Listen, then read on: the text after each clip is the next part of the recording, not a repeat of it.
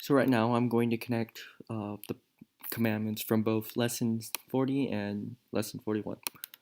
In lesson 40, it covers the 7th and 10th commandments, the 7th commandment being thou shalt, and the 10th commandment being thou shalt not covet thy neighbor's goods.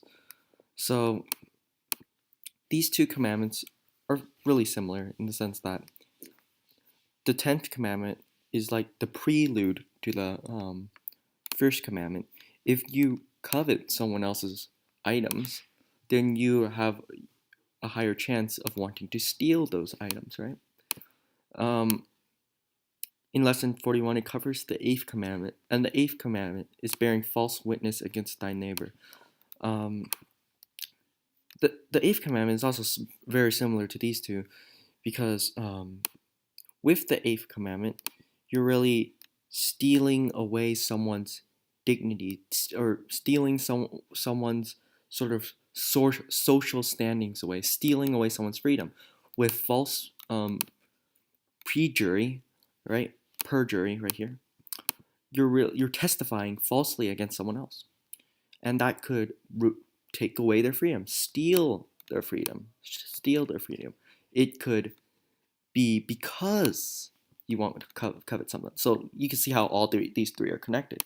The 41th or the 8th commandment being the prelude to even both of these. Or the 8th commandment is more like a special type of the 7th commandment. It's specialized.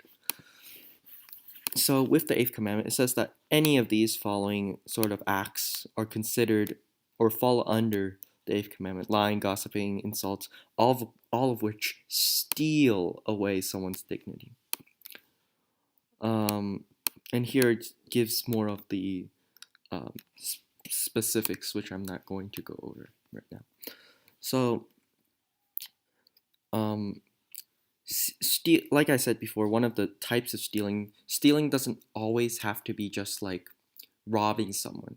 It could also be ruining someone's life, because that in itself is stealing away their dignity. Or like any sort of thing that's trying to find a loophole around this also covers it. Like if a business person is, or like if a manager is not paying their employees, that's also considered stealing because they agreed to pay them and yet they did not. Now that is different from if you agreed to a low paying job, then that's your problem. That's not the manager's problem. If the manager paid what he agreed to, then that's not a sin.